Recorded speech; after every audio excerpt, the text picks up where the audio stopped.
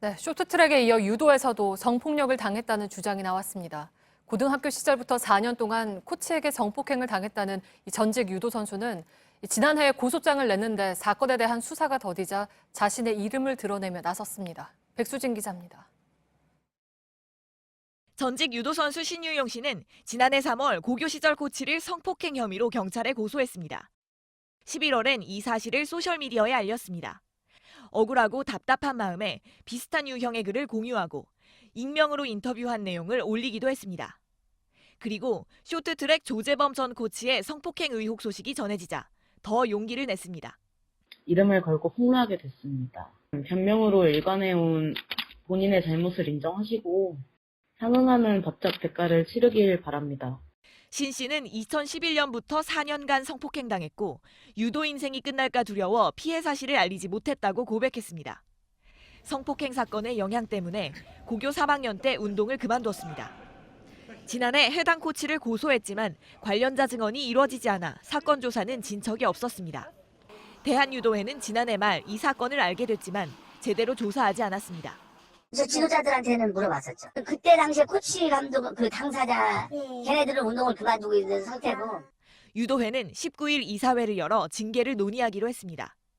전주지검 군산지청은 서울중앙지검에 맡긴 고소인 조사가 끝나는 대로 원점에서 다시 수사하겠다고 밝혔습니다. JTBC 백수진입니다.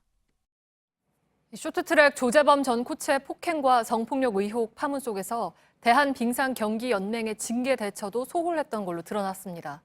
1년 전 조 전 코치가 선수를 폭행해서 영구 제명했다고 밝혔지만 당시 징계를 위한 의결 정족수는 모자랐습니다. 오늘에야 조 전 코치의 영구 징계가 뒤늦게 의결됐습니다. 이도성 기자입니다.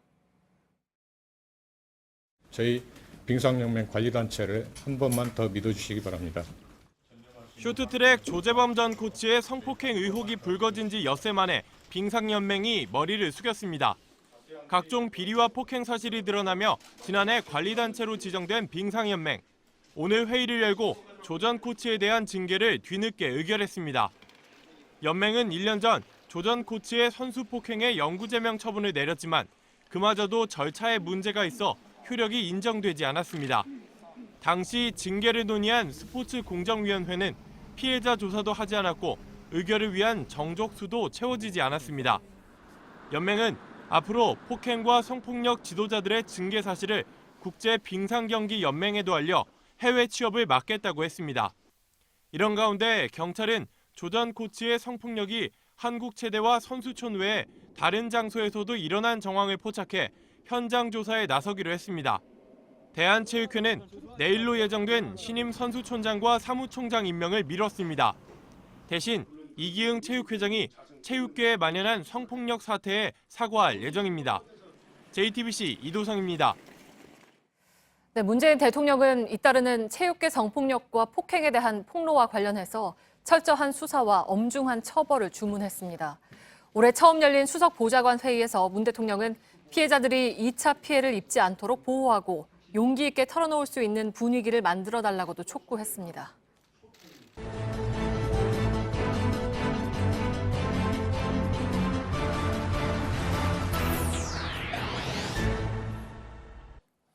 예, 뉴스룸의 앵커 브리핑을 시작하겠습니다. 진행이 조금 매끄럽진 못했습니다. 양해를 부탁드리겠습니다.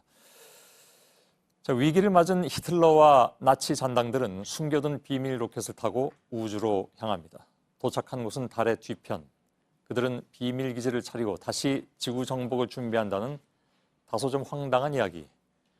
영화로도 만들어진 이 스토리는 히틀러의 죽음을 믿지 않았던 사람들의 상상력이 만들어낸 음모론이었습니다.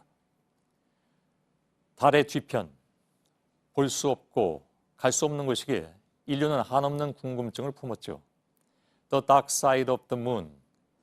핑크 플로이드는 1973년에 발매한 이 음반을 통해서 현대 사회가 감추어둔 혼돈과 어두움을 드러내기도 했습니다.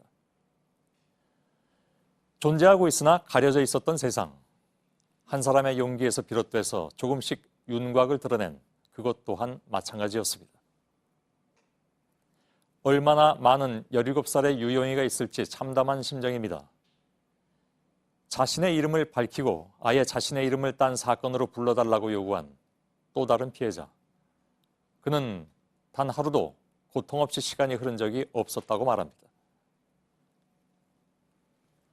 보름달처럼 빛나는 메달의 뒤편에 가려진 복잡한 억압의 사슬은 견고해서 동료들조차 자신의 생존을 위해서 증언을 꺼려왔다 하니 독재자는 여전히 달의 뒤편에 살고 있었습니다.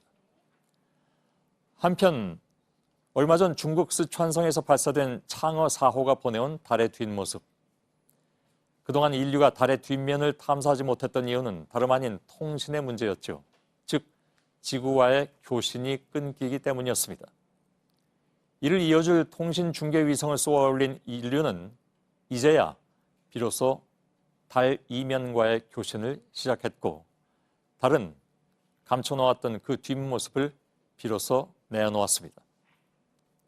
그리고 거대한 벽 뒤에 갇혀 숨죽인 피해자들 역시 하나 둘 세상과 교신을 시작한 것이죠. 오늘의 앵커 브리핑이었습니다.